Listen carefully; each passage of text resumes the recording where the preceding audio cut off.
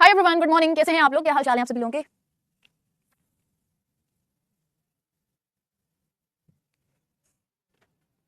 बढ़िया, मजे में, अच्छे हो?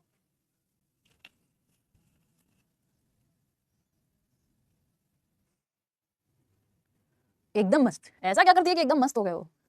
हैं? ऐसा क्या किया हो कि इतने मस्त हो तुम? मैम आज बहुत क्यूट लग रही हैं। चलो, थैंक यू। शुरुआत करते हैं, सेशन की तरफ बढ़ते हैं। हमेशा की तरह बहुत सारी बातें हैं हमारे पास डिस्कस करने को। ओके, अरे आराम से आराम से, अभी क्वेश्चन पूछें तब ना।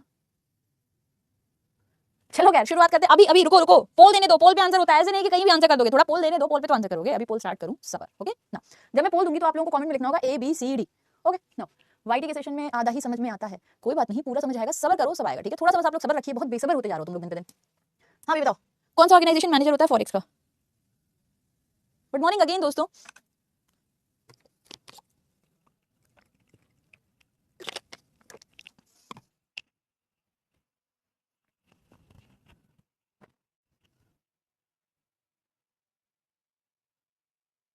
तो इसका आंसर क्या है? इसका आंसर है RBI। ओके, यानी कि बी। और ये बताने वाले हो 93%। नेक्स्ट, यहाँ पर आपसे क्या पूछा जा रहा है कि आरबीआई का कौन सा, आरबीआई एक्ट का कौन सा शेड्यूल है जो शेड्यूल बैंक्स को रिलेटेड है? फर्स्ट, सेकंड, थर्ड या फिर फोर्थ? आरबीआई के कौन सा शेड्यूल शेड्यूल बैंक्स को रिलेट करता है?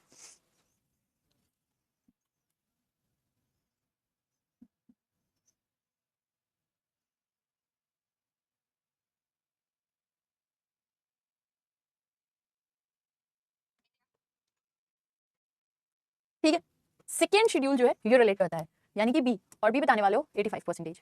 नेक्स्ट क्वेश्चन, आरबीआई की स्थापना कभी की गई थी? 1934, 35, 91 या नन? ठीक है, तो आरबीआई की जो स्थापना है ये कौन सी ईयर में हुई थी?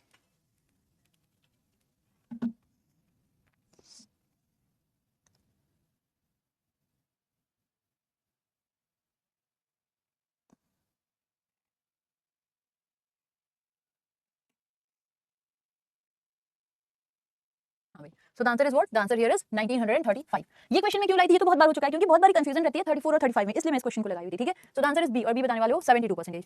नेक्स्ट क्वेश्चन, यहाँ पे आपसे पूछा जा रहा है, जो भी शेड्यूल बैंक्स होते हैं इनका मिनिमम कैपिटल रिक्वायरमेंट कितना है? 1 लाख, 5 लाख, 10 लाख या फिर कुछ भी नहीं? ठीक है, तो शेड्यूल बैंक्स का मिनिमम कैपिटल कितना होना चाहिए?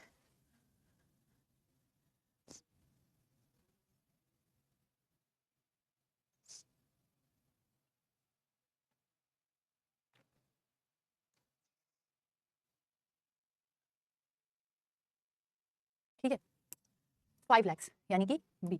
और बी बताने वाले हो 90%। नेक्स्ट, ब्रिक्स की जो समिट 2015 में हुई है ये कौन से नंबर की है? 12, 14, 15 या 16? अभी ब्रिक्स की 2025 की जो समिट हुई है ये कौन सा एडिशन है?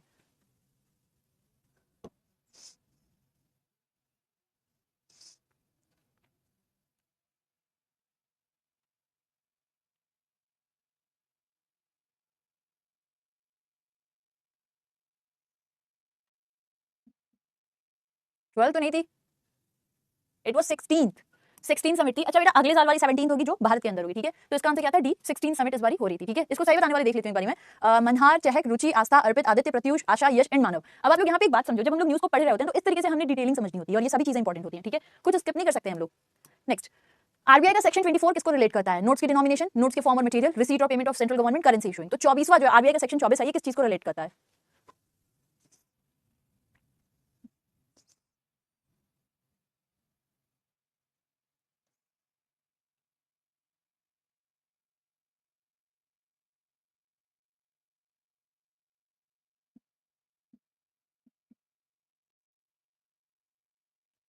It is related to denomination. Form और मटेरियल का क्या होता है बेटा? यहाँ पे हो जाता है सेक्शन 25, ये क्या हो जाता है 21, और करेंसी इशूइंग क्या हो जाता है 22। ठीक है, तो ये सारे सेक्शन इंपॉर्टेंट है हमारे एग्जाम के लिए। इसका सही आंसर है ए। और ए बताने वाले हो 45%। अगेन देखो कितने कम लोगों ने सही बताया। यश, सुराजीत, हर्षिता, अनुष्का, अमन, अर्पित, सृष्टि, खुशी, मानव एंड कल्पना। जहाँ पे बहुत कम लोग सही बता पाते हो वो मुझे बहुत इंटरेस्टिंग लगता है देखना कि कौन कौन बता रहा हो। ठीक है, next, which bank was penalised by RBI for not following norms? अभी हाल फिलहाल में किसके ऊपर 44.70 लाख की पेनल्टी लगी है? गुजरात से हूँ, स्टडी गुजराती। रघुवीर, अगर देखो इंग्लिश काम भर की आनी चाहिए। बाकी आरआरबी में या किसी में भी अगर तुम इंटरव्यू में जाते हो जनरली तो इंग्लिश हिंदी किसी में भी दे सकते हो, और जहाँ के हो वहाँ पे लोग वहाँ की लैंग्वेज में भी आप बात कर सकते हो, कोई इशू नहीं है। हाँ, आरआरबी में तुम्हारा अलग से लैंग्वेज, तुम्हारे माध्यम में पेपर जो है ना वो नहीं होगा, इंग्लिश या हिंदी होता है कुछ। सो इसका आंसर है बंधन बैंक। अभी फिलहाल में बंधन बैंक के ऊपर ये पेनल्टी लगाई गई है, ये सही बताने वाले हो 75%। नेक्स्ट क्वेश्चन की तरफ चलते हैं। यहाँ पर आपसे पूछा जा रहा है कि आईईपीएफए का एस्टैब्लिशमेंट कब हुआ था? 2013, 20, 16 या नन?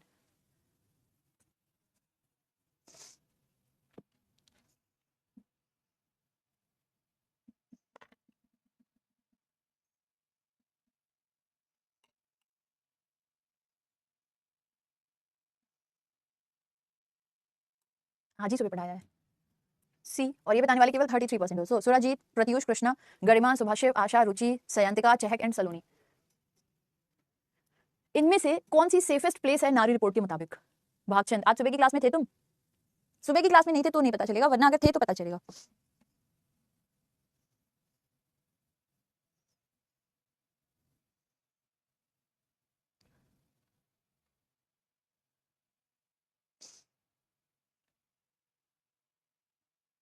कोहिमा, 82% लोगों ने इसको सही बताया। आदिवानी की लॉन्चिंग वाला जो है आप लोग ये देख के बताओगे, ठीक है, ये मैं नहीं बताऊंगी, आप लोग होमवर्क करोगे। चलो अब जरा हम लोग देख लेते हैं कि कौन कौन टॉप पर है। देखो टॉप 10 का यहाँ पे नेम दिखता है, केवल 3 ऐसे बच्चे हैं जिन्होंने सारे क्वेश्चन के आंसर सही किए हैं, Shalu, Damini and Anju. Then we have Yash, Ruchi, Asha, Vivek, Alok, Preeti and Kalpana. इन लोगों ने 8 सही किए हैं। That too is a very good thing कि आप लोगों ने 8 सही किए हैं। खैर चलो अब हम अपनी सेशन की प्रोसीड करते हैं, सेशन की तरफ चलते हैं, ठीक है। लास्ट क्लास में हम पढ़ रहे थे अबाउट टाइप्स ऑफ बैंक्स, है ना, और हम लोगों ने शेड्यूल और नॉन शेड्यूल बैंक्स के बारे में थोड़ी सी बातें कर ली थी। ओके, यहाँ तक हम लोगों ने अपनी पढ़ाई कर ली थी। किसी का कोई सवाल यहाँ से आगे, किसी को कुछ पूछना है जो हमने पढ़ा था वहां तक, कोई ऐसा पॉइंट जो आपको समझ में नहीं आया था तो यू कैन आस्क, फिर हम शुरू करें। सब कुछ क्लियर था?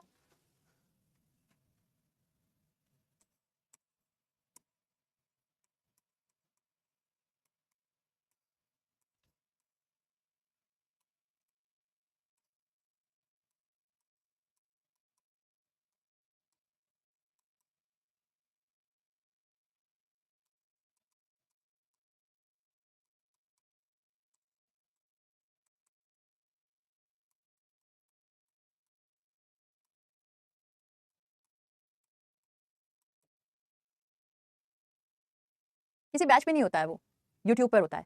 बैच में नहीं होता है, यूट्यूब पर होता है, बैंकिंग वाला की यूट्यूब चैनल पर। कोई क्वेश्चन नहीं है, शुरू करते हैं हम लोग फिर। ओके ठीक है, so let us now learn about these schedule banks, ठीक है।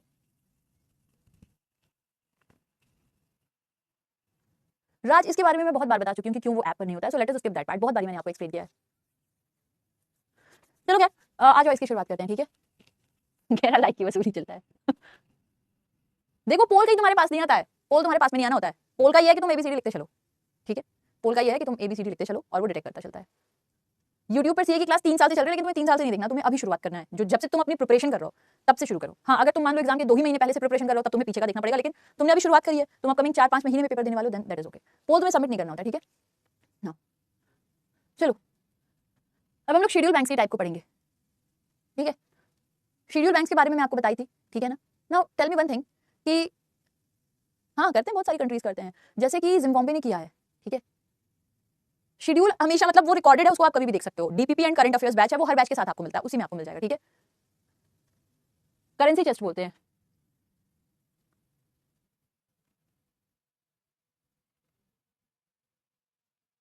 चलो अभी हम ये पढ़ते हैं, सीए से जुड़े हुए डाउट्स को हम लास्ट में करेंगे, ठीक है। अभी चूंकि आरआरबी का नोटिफिकेशन आ गया तो तुम लोग की आत्मा जग गई होगी, ठीक है। एनीवे नहीं, सुबह वाली क्लास का नहीं है। देखो बेटा, शेड्यूल बैंक्स हम पढ़ रहे थे, मैंने आपको बताया था शेड्यूल बैंक्स वो बैंक्स होते हैं जो आरबीआई के सेकंड शेड्यूल में है और आरबीआई इन्हें समय समय पर मदद करता है। मुझे एक बात बताइएगा, शेड्यूल बैंक्स और नॉन शेड्यूल बैंक्स में आरबीआई किसकी मदद करेगा और किसे नहीं देगा, किसे नहीं मदद करेगा या किसे कोई वो नहीं देगा, कोई सुविधा नहीं देगा अपनी तरफ से, बताइएगा। शेड्यूल और नॉन शेड्यूल बैंक्स जो होते हैं उसमें से आरबीआई किसकी मदद करता है और किसकी मदद नहीं करता है, आंसर करना सभी लोग। अब तुम लोगों के जो भी डाउट है वो तुम लोग 9:30 के बाद पूछना, 9:30 से 9:35 में, चाहे कोई भी डाउट है। ये अब मत पूछो क्योंकि अब मैं कुछ बताऊंगी नहीं, तो इसके बीच में पूछना। अभी मैं कुछ बताऊंगी नहीं, ब्लॉक अलग बनवा दूंगी, तो अब पूछो मत कोई क्वेश्चन और जो मैं पढ़ा रही हूँ वो सुनो, ठीक है। जाहिर है कि आरबीआई कभी भी शेड्यूल बैंक्स की मदद करता है, नॉन शेड्यूल्स की नहीं करता है, ठीक है। क्योंकि शेड्यूल बैंक्स होते हैं जो आरबीआई के अंतर्गत आते हैं, ठीक है। तो जो शेड्यूल बैंक्स होते हैं जिनको कि आरबीआई क्या हो गया आप लोग की इनकी मदद करता है, इनका रेगुलेशन पूरा करता है, शेड्यूल बैंक्स के फर्दर कुछ पार्ट्स होते हैं, ठीक है। ये जो शेड्यूल बैंक्स होते हैं इनके फर्दर कुछ और भी पार्ट्स होते हैं, जैसे आप लिखा हुआ यहाँ पर देख सकते हो, कॉमर्शियल हो गया, कोऑपरेटिव हो गया और डेवलपमेंट हो गया। अब जरा इनको एक एक करके समझते हैं, ठीक है। कॉमर्शियल क्या है? अगर मैं आपसे बोलूं कि मुझे कॉमर्स का मतलब बताओ, मान लो मैं आपसे कहती हूँ कि मुझे कॉमर्स का मतलब बताइए, तो आप क्या बताएंगे? What do we understand by the term commerce? Commerce का सीधा सा मतलब हो जाता है बिजनेस, ठीक है। कॉमर्स का मतलब होता है बिजनेस, है ना। तो ऐसे बैंक्स जो हमारे और आपके साथ में बिजनेस कर रहे हैं, लेन देन कर रहे हैं, वो सभी के सभी बैंक कॉमर्शियल हैं, ठीक है। इसका मतलब ये वो बैंक्स होते हैं, the banks that deals with public. तो वो बैंक जो जनता से डील करते हैं, जो जनता के साथ लेन देन करते हैं, उनके खाते खोलते हैं, उन्हें पैसे देते हैं, उनको हम लोग कहते हैं कि ये हैं कॉमर्शियल बैंक, ठीक है। अब बेटा अगर मैं आपसे कहूं कि क्या हम किसी भी बैंक को कमर्शियल बैंक कह सकते हैं, तो होगा नहीं। सिर्फ और सिर्फ वही बैंक कमर्शियल होते हैं जिनके जिनके वहां पे हम और आप जाके खाते वगैरह खुलवा सकते हैं, सब कर सकते हैं, ठीक है। अच्छा ये बताओ, तुम लोगों का किस बैंक में खाता है? तुम्हारा जो अकाउंट है, चाहे वो सेविंग अकाउंट हो या कोई भी अकाउंट हो, या तुमने लोन लिया तो वो किस बैंक से लिया, उस बैंक का नाम यहाँ पर लिखना, सभी लोग लिखते चलो।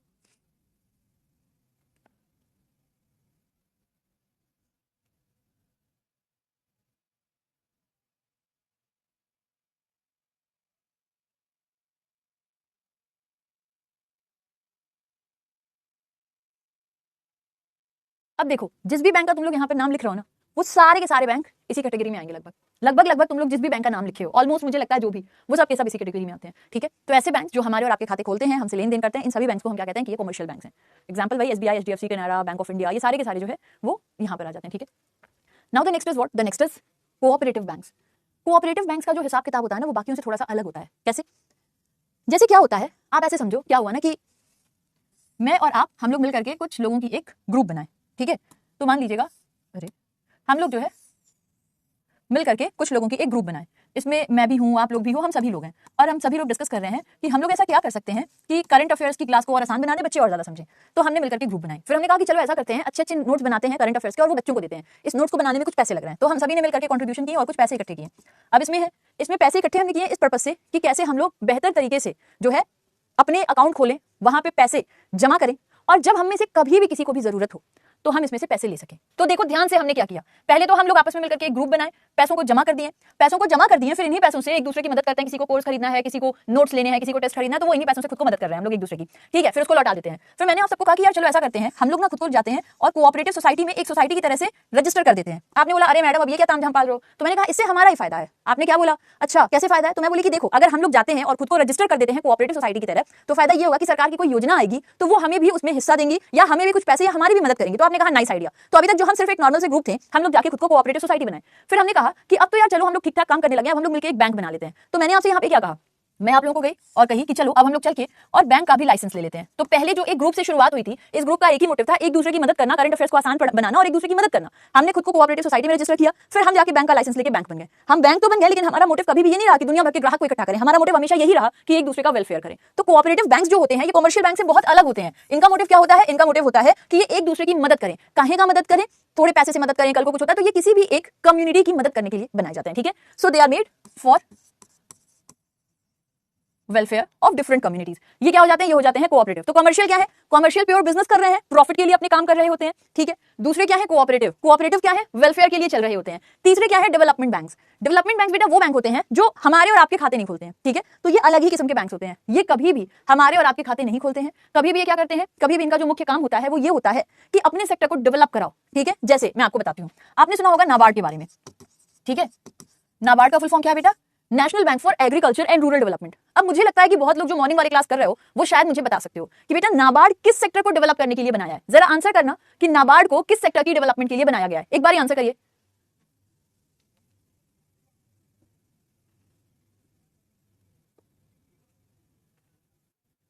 Yes, so this is simply for rural and agriculture. और मैंने आपको ये भी बता रखा है कई बारी कि this is a sort of development bank. So बेटा ये क्या है? ये एक डेवलपमेंट बैंक है जिसका काम क्या होता है? हमारे देश में एग्रीकल्चर और रूरल सेक्टर को डेवलप करना। अब क्या ये हमें लोन देता है? नहीं, ये हमें कभी नहीं लोन देता है। ये क्या करता है?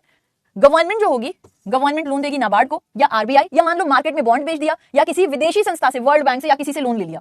वो लोन लेकर ये क्या करेगा? किसी कॉमर्शियल बैंक को लोन देगा। क्यों? क्योंकि हम और आप किससे लेन देन करते हैं? कॉमर्शियल बैंक के पास जाते हैं, तो नाबार्ड वही पैसे कॉमर्शियल बैंक्स को देगा। जब ये कॉमर्शियल बैंक्स को वो पैसे देगा तो कॉमर्शियल बैंक्स वही पैसे किसको देते हैं? पब्लिक को। कहने का क्या मकसद है? कहने का मतलब ये है कि जो भी डेवलपमेंट बैंक्स हैं, ऐसे कोई भी डेवलपमेंट बैंक्स कभी भी पब्लिक से डायरेक्ट इंटरेक्शन नहीं करते हैं।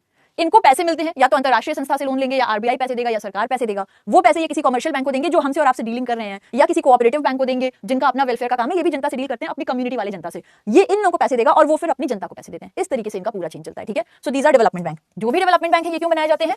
For development of a particular sector.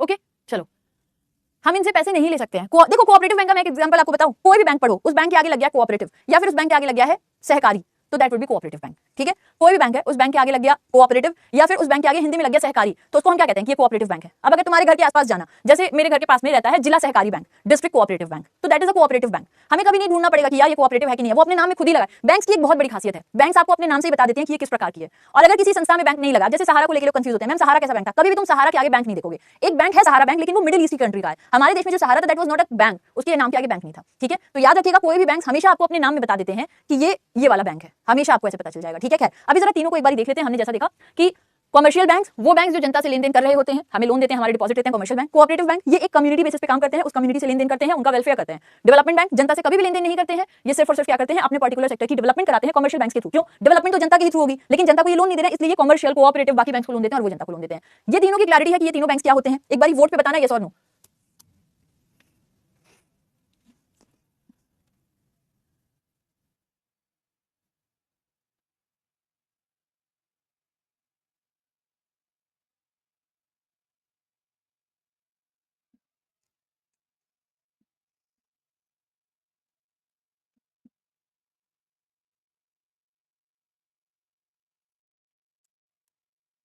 Again देखो 3% वही होते हैं जो बतियाते हैं, तो ये 3% को मैं माइंड नहीं करती हूँ।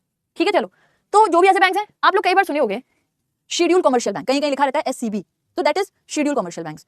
ठीक है, शेड्यूल कोऑपरेटिव बैंक्स, और ये हैं डेवलपमेंट बैंक्स। ठीक है, तो these are different types of banks. Now see, थोड़ा और आगे हम बढ़ें तो ये जो शेड्यूल कमर्शियल बैंक्स हैं इनके फर्दर टाइप्स होते हैं। ठीक है, नहीं भैया तुम अंश तुम नहीं ले सकते हो नाबार्ड से, नाबार्ड एग्रीकल्चर को सपोर्ट जरूर करता है लेकिन वो तुम्हें नहीं लोन देगा, तुम लोन किसी कमर्शियल बैंक से ही लोगे, आरआरबी से, कोऑपरेटिव बैंक से, किसी कमर्शियल बैंक से, और वो उसको जो लोन मिला रहेगा वो उसे नाबार्ड दिया होगा। समझ रहे हो? That is the thing. Anyway, चलो हम लोग जरा सा भी देखो, अदर देन दिस टॉपिक मुझसे और कोई भी क्वेश्चन मत करो, क्योंकि मैं इस टॉपिक के अलावा भी किसी भी क्वेश्चन का आंसर नहीं दूंगी, ना तो तुम्हारे एग्जाम से रिलेटेड, ना किसी भी चीज से रिलेटेड। सो डोंट आस्क, मैं अभी नहीं बताऊंगी बेटा। ठीक है, एक बार ये हम कर लेंगे तब हम कोई और बात करेंगे। चलो, शेड्यूल कमर्शियल बैंक्स को हम जरा पढ़ते हैं। अब एक और बात मैं आप लोगों को पहले ही बताती हूँ, ये जो आप देख रहे हो ना कोऑपरेटिव बैंक, बेटा कोऑपरेटिव बैंक को हम लोग एक पूरे चैप्टर में अलग से करेंगे। ठीक है, कोऑपरेटिव बैंक को हम एक अलग से चैप्टर में करेंगे, अभी नहीं करेंगे। एक पूरा चैप्टर है कोऑपरेटिव बैंक का, वहां पे हम इसके बारे में जानेंगे। डेवलपमेंट बैंक का भी एक चैप्टर है, उसको भी हम फिर करेंगे। ठीक है, हाँ, in short development bank commercial bank को लोन देता है और कमर्शियल बैंक पब्लिक को। अब आप सोचो, जैसे मान लीजिए कि प्रधानमंत्री आवास योजना में कुछ लोगों का नाम आया, उन लोगों को कुछ अमाउंट दी गई। ठीक है, या मान लीजिए प्रधानमंत्री किसान सम्मान निधि योजना है। ठीक है, प्रधानमंत्री किसान सम्मान निधि जो योजना है उसके अंतर्गत किसानों को लोन दिया गया। ठीक है, या प्रधानमंत्री कृषि सिंचाई, ऐसी कोई भी योजना है। अब उसमें क्या होता है कि जो डेवलपमेंट बैंक का पार्ट रहता है वो उसमें सरकार की मदद कर रही होती है, सरकार उनकी मदद से उस स्कीम को पूरा करते हैं, और जिन फार्मर्स को पैसे वैसे देने हैं वो कमर्शियल बैंक में जहां पे उनका खाता होता है वहां पे उनको पहुंचाते रहते हैं। सिंपल ये काम होता है। मान लीजिए सिडबी है, सिडबी भी एक है बेटा, मैं फिर से तो नहीं समझाऊंगी काजल, तुम रिपीट करके चैप्टर देख लेना, फिर से समझाना इज नॉट फिजिबल। मान लीजिए डेवलपमेंट बैंक है, डेवलपमेंट बैंक में ना 5 बैंक होते हैं, उनके नाम को मैं यहाँ लिख देती हूँ आपके सामने। ठीक है, ताकि आपको ध्यान रहे। तो एक हो जाता है नाबार्ड, एक हो जाता है एग्जिम, सिडबी, एनएचबी, नाफेड, ये 5 बैंक हैं। ठीक है, तो आप समझिएगा कि यहां पे क्या होता है। मान लीजिए कि छोटे मोटे जो व्यापारी हैं, जिनके बारे में हम बात करते हैं, एमएसएमई जिनको कहते हैं, एमएसएमई को लोन देना है, तो सिडबी क्या करेगा, किसी कमर्शियल बैंक को पैसे देगा, और कमर्शियल बैंक से कहेगा कि जब तुम्हारे पास में कोई छोटा मोटा व्यापारी आएगा तो इसे लोन दे देना। तो सिडबी ने इसको पैसे दिए कमर्शियल बैंक को। अच्छा, सिडबी जब कमर्शियल बैंक को लोन देगा तो उसके ऊपर लगाएगा 3-4% का इंटरेस्ट। फिर जब कमर्शियल बैंक पब्लिक को लोन देगा तो उसके ऊपर 7-8% का इंटरेस्ट लगाएगा। ऐसे कमर्शियल बैंक 7-8% का इंटरेस्ट कमाया, सिडबी को उसमें से 3-4% दे दिया। इस तरीके से पूरा काम चलता है। ठीक है, नाउ आईडीबीआई बेटा कमर्शियल बैंक है, अभी पढ़ाती हूं मैं तुम लोगों को, इसके बारे में बताती हूं। ठीक है, शेड्यूल कमर्शियल बैंक के हम फर्दर टाइप्स को देखते हैं। इसके फर्दर टाइप्स क्या है बेटा, ये देखो। ओके,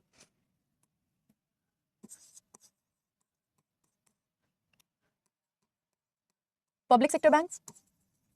ठीक है,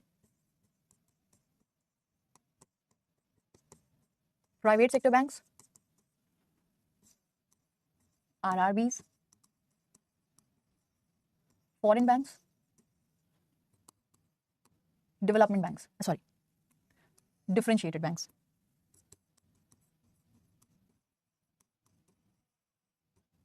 या मैं आपसे ये कहती हूँ कि अभी आप लोग होंगे बहुत ज्यादा कंफ्यूज, इसके टाइप में हम लोग सिर्फ 3 को पढ़ते हैं, फिर बाकी मैं आपको बताती हूँ, नहीं तो तुम लोग की कंफ्यूजन अपरंपार चलेगी एकदम। आधे टाइम तुम लोग ऐ करते रहोगे बस। कौन कौन से 3 टाइप इनके अभी हम पढ़ेंगे? Public sector, private sector and foreign. ठीक है, नाउ सी, सबसे पहले यहां पर देखिएगा क्या है, शेड्यूल कमर्शियल बैंक्स के हमने फर्दर 3 पार्ट किए हैं। ठीक है, कौन कौन से 3 पार्ट्स हैं ये आप देख सकते हो। एक है पब्लिक सेक्टर, एक है प्राइवेट सेक्टर, एक है फॉरेन। अब बेटा पब्लिक सेक्टर बैंक का क्या मतलब होता है? पब्लिक सेक्टर का मतलब है जो सरकारी बैंक हैं, जितने भी बैंक हैं जो कि सरकारी बैंक हैं उन्हें हम कहते हैं पब्लिक सेक्टर बैंक है। Now the point is madam, हम कैसे जानेंगे कि कोई भी जो बैंक है वो पब्लिक सेक्टर है कि नहीं है? तरीका यही होता है कि उसमें सरकार का स्टेक ज्यादा होता है, और जब कभी आप उसका नाम पूरा देखोगे तो ब्रांच के नीचे देखना लिखा रहता है government of India undertaking.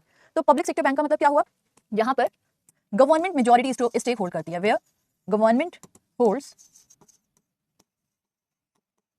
Majority stake.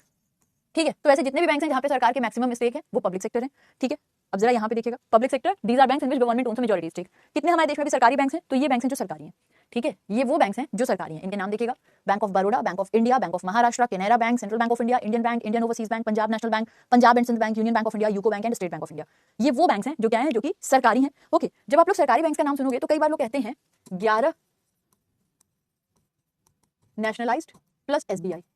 अब यहाँ पर एक बात आती है, मैडम ऐसे क्यों लिखा हुआ है 11 नेशनलाइज्ड एंड 1 एसबीआई, ऐसा क्या लिखा रहता है? ऐसा लिखने का जो मेन रीजन होता है वो यही होता है कि अगर आपको याद हो ये जो 11 बैंक है ना बेटा, इन सबका नेशनलाइजेशन कब हुआ था? 1969 और 1980 में। लेकिन एसबीआई की तो अपनी अलग हिस्ट्री है ना? एसबीआई की अपनी अलग हिस्ट्री है। एसबीआई कैसे बनता है? एसबीआई जो है पहले प्रेसिडेंसी बैंक थे, फिर इंपीरियल बैंक बना, उसके बाद एसबीआई बना। तो एसबीआई की जो हिस्ट्री है वो इन सबों से अलग है। इसी से ही कई बार सरकारी बैंक में क्या लिखा जाता है 11 नेशनलाइज्ड बैंक प्लस 1 एसबीआई, ये रीजन होता है। One more thing that is important for us. अब इसमें जो एक और इंपॉर्टेंट बात आ जाती है वो ये आ जाती है कि बेटा जो आप लोग आईबीपीएस का पेपर देते हो ना, जब आप लोग आईबीपीएस का पेपर देते हो, आईबीपीएस पीओ क्लर्क, तो उससे जो आप लोगों का सिलेक्शन होता है वो इन्हीं बैंकों में होता है। ठीक है, इन बैंकों तक आपका जो भी मतलब ये जो बैंक्स होते हैं ये आपके आईबीपीएस पीओ क्लर्क, ये जो 11 बैंक हैं इसी से ही जाते हैं। ठीक है, चलो यहां तक की कहानी आप लोगों को क्लियर हो गया है। बैंक ऑफ हिंदुस्तान बेटा बंद भी हो गया था, उसको मत लाओ, वो तो बहुत पहले ही बंद हो गया था। यहां तक की कहानी सभी को क्लियर?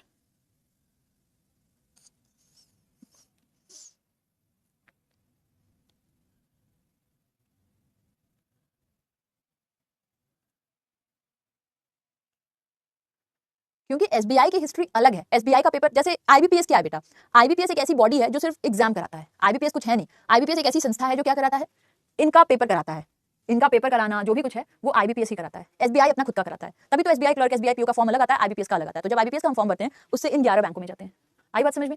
फिर आईबीपीएस ही है जो आरआरबीज का भी कराता है। ठीक है, बैंक ऑफ इंडिया नहीं होता है क्या? अब बताओ पमेला, तुम लोगों को मैं कैसे कॉन्फिडेंस दिखाऊं जब यहाँ पे सामने तुम्हारे बैंक ऑफ इंडिया लिखा हुआ है, तब भी तुम इस बात को पूछ रहे हो बैंक ऑफ इंडिया नहीं होता है क्या? कैसे मैं तुम लोगों को यकीन दिलाऊं? यहाँ पे एकदम तुम्हारे सामने लिखा हुआ है, 15 बार बता चुकी इन सभी का पेपर कराता है, तब भी तुम पूछोगे ये नहीं कराता है क्या? खैर सुनो, नाउ सी आरआरबीज जो होते हैं, आरआरबी का भी पेपर आईबीपीएस ही कराता है। जो आरआरबीज की बात हम करेंगे उनका भी पेपर अब जैसे कल जो नोटिफिकेशन आई है वो आरआरबीज की आई है। ठीक है, जो कल, हाँ सिलेबस एक होता है, जो कल नोटिफिकेशन आई है वो आरआरबीज की आई है, आईबीपीएस की पहले ही आ चुकी है। समझे बात को? तो ये आईबीपीएस क्या होता है? आईबीपीएस सिंपली एक बॉडी है जो एग्जाम करा रहा होता है। ठीक है, याद रखिएगा। प्रेसिडेंसी बैंक भैया, Bank of Hindustan was not a presidency bank. कहां चले गए तुम लोग? हिस्ट्री तुरंत भूल गए। Presidency bank, Bank of Bengal, Madras और बॉम्बे थे, XYZ। जाके तुम पहले एबीसी की रिवीजन करके आओ। सुनो, ध्यान से सुनो। तो देखो आईबीपीएस पेपर कराता है, सिंपली अ बॉडी जो क्या कराता है, जो कि पेपर कराता है, कुछ और नहीं कराता है। ओके, पेपर कराता है तो इन 11 बैंकों में आपका सिलेक्शन होता है। और जब आरआरबी की हम बात करते हैं तो आईबीपीएस आरआरबी का भी पेपर कराता है, लेकिन आरआरबी कैसे भिन्न है उसके बारे में हम बाद में करेंगे बात। ठीक है, नाउ सी, खैर हम लोग सरकारी बैंक की बात तो कर लिए, अब जरा हम लोग थोड़ी और बातों को करते हैं। ठीक है, ये तो सरकारी बैंक हो गए। Now the point is private banks कौन से हैं? सो बेटा प्राइवेट बैंक्स वो होते हैं जहां पर प्राइवेट वालों की ज्यादा पैसे लगे होते हैं। जैसे उदय कोटक ने पैसे लगाए और कोटक महिंद्रा बैंक बनाया। कोटक महिंद्रा बैंक के अंदर सरकार के शेयर नहीं है, उदय कोटक के हैं। ठीक है, सिमिलरली अगर हम लोग बात करें तो एक बैंक है इंडस इंड, इंडस इंड में हिंदुजा ग्रुप ने अपने पैसे लगाए और उसको बनाया। ठीक है, तो जब भी कभी हम लोग बात करते हैं क्या होता है ना, ऐसे जो बैंक्स हैं जिसमें कोई प्राइवेट संस्था ने या किसी प्राइवेट इंडिविजुअल ने ज्यादा पैसे लगाए हैं और ज्यादा पैसे लगाकर उसको बनाए हैं, उनको हम क्या कहते हैं कि ये प्राइवेट बैंक्स हैं। ठीक है, नाउ प्राइवेट कौन कौन से इंस्टीट्यूट्स हैं ये देखो, ये सारे के सारे जो बैंक्स हैं ये प्राइवेट हैं। ठीक है, जैसे एक्सिस, बंधन, CSB, city union, DCB, Dhanlaxmi, federal. अच्छा, ये जो फेडरल है ये हमारे देश का एक प्राइवेट बैंक है। एक बैंक है जिसका नाम है फेडरल रिजर्व। अब ये जो फेडरल रिजर्व है ये यूएस से, जैसे हमारे देश में आरबीआई है वैसे फेडरल रिजर्व यूएसए में है, लेकिन प्लीज जरा ध्यान देना इसके आगे रिजर्व लगा हुआ है और ये एक मामूली सा कॉमर्शियल बैंक हमारे देश में काम कर रहा है। अब इन दोनों को मिला मत देना तुम लोग। ठीक है, HDFC, ICICI, IndusInd, IDFC, Jammu Kashmir, Karnataka, Karur Vysya, Kotak Mahindra, Nainital, RBL, South Indian, Tamil Nadu Mercantile, Yes Bank, IDBI Bank. ठीक है, नाउ ऐसा नहीं है कि बिल्कुल भी नहीं होता है, लेकिन सरकार के कम शेयर होते हैं। अब जैसे आईडीबीआई तुम देख लो, ठीक है, आईडीबीआई में पता है एलआईसी का 51% का शेयर है और भारत सरकार का 49% का शेयर है। अब सोचो भारत सरकार का है 49 का, लेकिन मेजॉरिटी किसमें है? मेजॉरिटी एलआईसी के पास है। अब आप कहोगे हाँ मैडम एलआईसी तो सरकारी इंस्टीट्यूट है, मैं आपको बता चुकी हूं जब तक खुद सरकार के पैसे ना हो कोई भी इंस्टीट्यूट सरकारी नहीं हो सकती। याद होगा आपको मैंने रूल बनाया था, बताया था कि किसी भी इंस्टीट्यूट में जब तक खुद सरकार नहीं पैसे लगाएगी वो सरकारी नहीं होगा। भले एलआईसी सरकारी इंस्टीट्यूट है लेकिन कुछ सरकार तो है नहीं, तो ये जब पैसे लगाएगी तो वो प्राइवेट ही कहलाएगा। ठीक है, तो यहाँ पे देखो सरकार का 49% है लेकिन सरकार इसको कम कर रही है, एलआईसी भी उसको कम कर रही है। ठीक है, खैर अब दोनों ही इसको कम करके 10-10% से भी नीचे कर देंगे। लेकिन मैं आपको एक एग्जांपल दे रही थी, ऐसा नहीं होता है कि इसमें सरकार का 1% नहीं होता है, सरकार का होता है उसमें परसेंटेज शेयर, लेकिन कम होता है, ज्यादा किसी और का होता है। ठीक है, ये देखो अब मुझे एक बात बताओ, इन सभी बैंक्स में एक कोई कॉमन चीज है, क्या कॉमन चीज है? किसी को पता हो तो बताओ। हो रहा है उसके लिए अभी उसको अलाउ किया गया ना कि अब एलआईसी को अलाउ कर दिया गया कि वो एक पब्लिक शेयर होल्डर हो जाएगा। अभी तक जो रहा है वो मैं आपको बता रही हूं ताकि समझ जाओ बस। चलो अब बताओ इन सभी बैंक्स में क्या कॉमन है?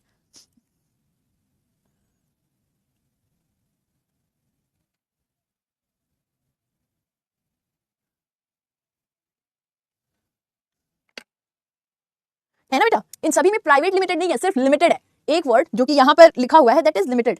समझे बात को? तो ये लोग क्या बताते हैं, लिमिटेड ये बताता है कि किसी के इसमें पैसे लगे हुए हैं लेकिन वो एक लिमिटेशन में है। ठीक है, एसबीआई में लिमिटेड लगा है भाई यार, एसबीआई में कहां लिमिटेड लगा है? क्या तुम लोग खा के आते हो क्लास में? एसबीआई में कहां लिमिटेड लगा है? गजब, एसबीआई में कहां लिमिटेड लगा है? सबसे बड़ी बात तो ये है। सुनो, तो जब भी आप देखो किसी बैंक के आगे ऐसे लिमिटेड लगा हुआ है तो आप क्या समझ जाओगे ये प्राइवेट है। मैंने आपसे क्या कहा, बैंक्स की एक अच्छी बात है वो आपको खुद ही बता देते हैं वो किस टाइप के हैं। ठीक है, प्राइवेट सेक्टर बैंक में 10-12 उनके नाम आप याद कर लो, आपके लिए बेहतर होगा। इसके अलावा ये जितने भी बैंक हैं बेटा इन सभी के नाम के आगे लिमिटेड लगा रहता है हमेशा। यही सबसे बड़ी पहचान है कि ये एक प्राइवेट बैंक है। ओके, लिमिटेड दिखाने का मतलब है कि इस बैंक के अंदर किसी के पैसे लगे हैं but that is in a limited way. अनंत पैसे नहीं लगे, किसी के लिमिटेड प्रोपोर्शन में पैसे लगे हैं, बर्बाद होगा तो आपको उतने पैसे तक लौटा देगा, तो वो लिमिटेड दिखाता है बस, ठीक है। तो ये हो गया प्राइवेट, ठीक है। फिर है फॉरेन। फॉरेन बैंक का मतलब क्या होता है? फॉरेन बैंक का मतलब होता है वो बैंक जिनका हेड ऑफिस किसी दूसरे देश में है, पर वो हमारे भी देश में अपनी ब्रांच खोल के काम कर रहे हैं। तो ऐसे जितने भी बैंक हैं जिनका हेड ऑफिस दूसरे देश में है पर फिर भी वो हमारे देश में अपनी ब्रांचेस खोल रहे हैं, उनको हम फॉरेन बैंक कहते हैं, ठीक है। चलो इनके नाम में आपको दिखा दूं एक बार आरबीआई की वेबसाइट पर। अरे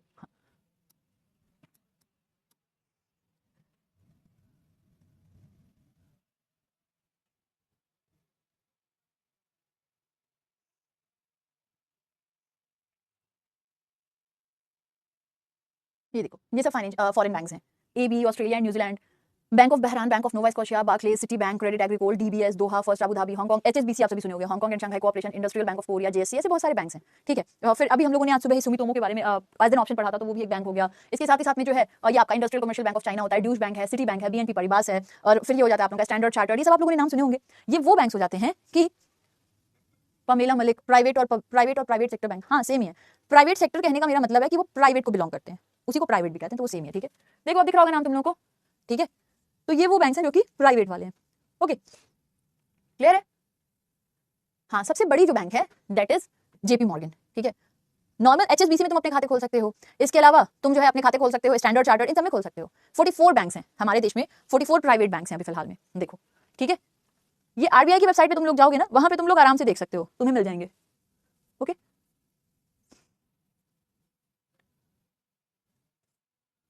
सारे बैंक्स, ठीक है। तो प्राइवेट लिमिटेड और लिमिटेड में क्या डिफरेंस है? प्राइवेट लिमिटेड का मतलब होता है कि ये कंपनी अभी तक अपने शेयर को मार्केट में नहीं लाई है, जनता को नहीं बेची है। जब कोई कंपनी अपने शेयर जनता को बेच देती है तो that is a public limited, नहीं तो वो प्राइवेट लिमिटेड है, ठीक है। चलो अब मुझे ये बताओ, public sector, private sector, foreign bank, इन तीनों में आप इन तीनों का डिफरेंस क्लियर है, समझ आ गया ये तीनों क्या है? एक बार वोट पे बता देना।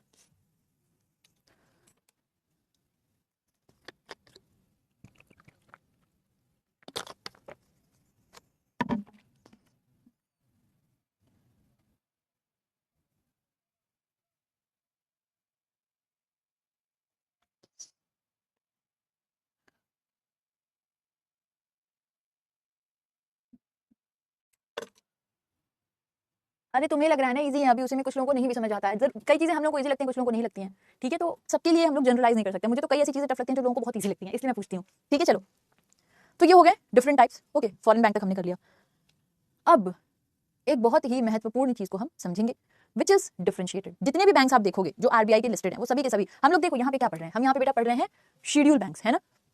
शेड्यूल बैंक्स में मैं आपको बता रही हूँ। अब एक बात बताओ, जसप्रीत कौर, उज्जीवन का पूरा नाम बताओ, जसप्रीत मुझे उज्जीवन बैंक का पूरा नाम बताओ क्या है, ठीक है।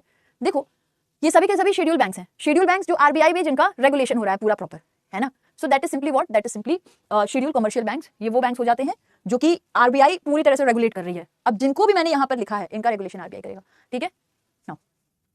आईपीपीबी का पूरा नाम लिखो, जो भी बैंक तुम मुझसे पूछ रहे हो एक बार बस उसका पूरा नाम लिखो, तुम्हें आंसर मिल जाएगा।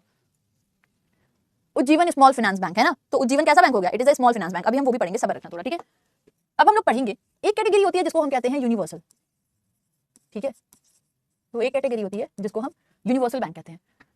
Now what is universal bank? Universal bank का मतलब होता है कि ऐसा बैंक जहां पर हर एक तरीके की एक्टिविटीज किए जाते हो, ठीक है। आरआरबीज को बेटा हम अलग से एक चैप्टर में पढ़ेंगे, वहां मैं आपको आरआरबीज बताऊंगी, अभी बस थोड़ा सा सब्र रखो, जो पढ़ा रहे हैं ये पढ़ लो, है ना, ये भी जरूरी है। नाउ सी यूनिवर्सल बैंक की हम अगर बात करते हैं बेटा, यूनिवर्सल बैंक क्या है ना, ऐसे बैंक हैं जो हर एक तरीके की एक्टिविटी कर रहे होते हैं, ठीक है।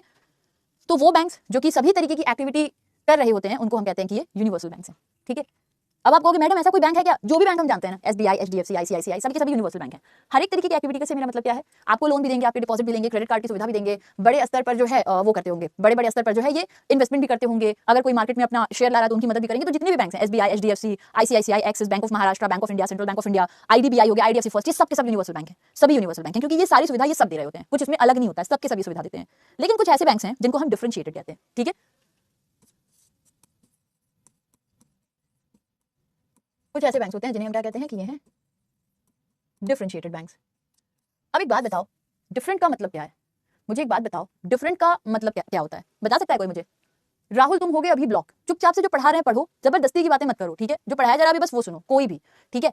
Now tell me what do we understand by different, क्या मतलब होता है?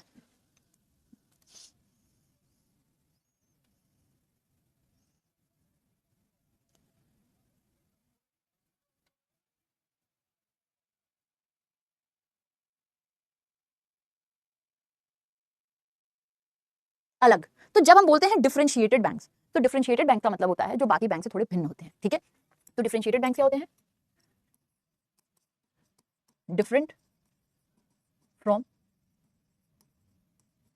Other banks. अब मैं अगर आपसे कहती हूँ डिफरेंट होते हैं, इसका क्या मतलब है? इसका मतलब ये नहीं होता है कि ये बैंक ही नहीं है, ये कुछ और ही है। इसका मतलब हो जाता है कि ये जो काम करते हैं उस काम करने का तौर तरीका अलग हो जाता है। तौर तरीका अलग इसलिए होता है कि जितनी आज़ादी एक यूनिवर्सल बैंक को मिलती है उतनी आज़ादी इन्हें नहीं मिलती है। इन्हें अपना काम बहुत लिमिटेशन में करना होता है। यानी कि जैसे एक यूनिवर्सल बैंक है, वो कई जगह अपने पैसे दे सकता है, कोई भी इन्वेस्टमेंट कर सकता है, इनके ऊपर बहुत रोक टोक होती है, लिमिटेशन में अपने काम करते हैं, ठीक है। Perform limited activities. एग्जाम्पल की मैं अगर आपसे बात करूं तो small finance banks plus payment banks, ठीक है। चलो अब इसके आगे बातें हम बाद में करेंगे। आज की सेशन में किसी को कोई प्रॉब्लम है तो आप अपनी प्रॉब्लम को पूछ सकते हो, ठीक है। आज की सेशन से जुड़ा हुआ अगर आप में से किसी को कोई भी प्रॉब्लम है तो आप पूछ सकते हो अपनी प्रॉब्लम को।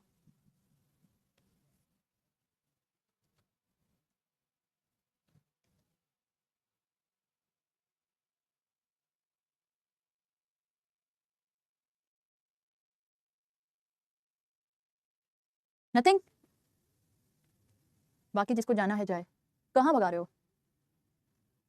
Yes, number of government banks in India is 12, 11 nationalised, 1 SBI, ठीक है। कल समझेंगे, अभी डिफरेंशिएटेड अभी हमने किया नहीं है, अभी करेंगे, ठीक है। यस, फॉरेन बैंक जो दूसरे देश के हैं, अब जैसे एचएसबीसी, मान लो ये अमेरिका का है, फिर भी ये भारत में काम कर रहा है। ऐसे भारत में एसबीआई है, एसबीआई है तो भारत का, लेकिन अपने ब्रांचेस ऑस्ट्रेलिया में, अमेरिका में, चाइना में, हर जगह खोलता है, तो ये वहां पर फॉरेन बैंक होगा। यूनिवर्सल बैंक का एग्जांपल इतना तो दिया नहीं, जितने भी बैंक हम लोग जानते हैं सभी यूनिवर्सल बैंक है, सभी तो बताया। फॉरेन बैंक खुलते हैं, लाइसेंसेस इन्हें आज भी मिलते हैं, ऐसा नहीं है कि नहीं खुल सकते हैं। अगर कोई क्वालिफाई करेगा तो वो खुल जाएगा आराम से। सीए की पीडीएफ ओपन नहीं हो रही है, सीए की पीडीएफ ओपन नहीं हो रही है, मैं बात पूछती हूँ। डिपेंड करता है कि तुम नहीं, ये क्लास सैटरडे को नहीं होगी, अगर किसी वीक में मेरी एक क्लास मिस हो गई तब सैटरडे को होगी बस। आरआरबी में बहुत गवर्नमेंट इंटरफेरेंस होता है क्योंकि उसमें भी सरकार अपना बहुत शेयर लेके बैठी होती है। देखो जो अभी नहीं पढ़ाए ना वो अभी मत पढ़ो, जिनको पढ़ाया है वो अभी देखो, अभी बहुत चीजें जो हम पढ़ेंगे, ठीक है। करता है, इन्वेस्टमेंट करता है, लेकिन एज आई टोल्ड यू एक लेवल में रह के करता है, एक लेवल से ज्यादा नहीं करता है, क्योंकि एक लेवल से ज्यादा उसको करना अलाउड ही नहीं होता है।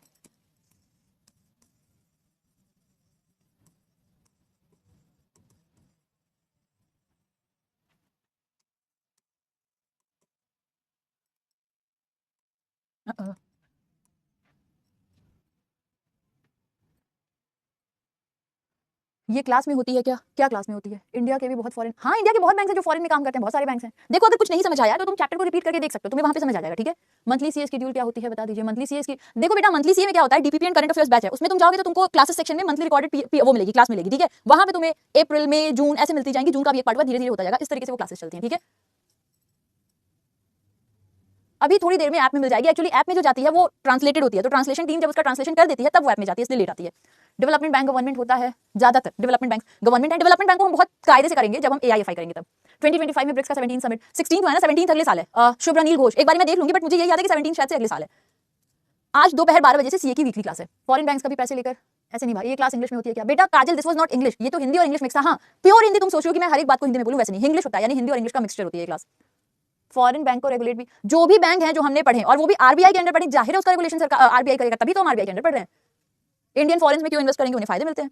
बैंक में पैसा डालना इज नॉट इन्वेस्टमेंट, वो डिपॉजिट होता है। इन्वेस्टमेंट का मतलब तुम कहीं पैसे लगा रहे हो और वहां से तुम कुछ गेन कर रहे हो। बैंक में अपने पैसे तुम डिपॉजिट करते हो, 1-2% इंटरेस्ट पे क्या ही करोगे, चलो 7%, उसमें कोई मतलब नहीं होता है। सुबह कौन सी क्लास होती है? करंट अफेयर्स की क्लास होती है सुबह। मिराज जो बताया था क्लास में वही होगा, हो सकता है मैं बाई चांस कंफ्यूजन में आ गई हूं, एक बार क्लास को देख लेना, ठीक है।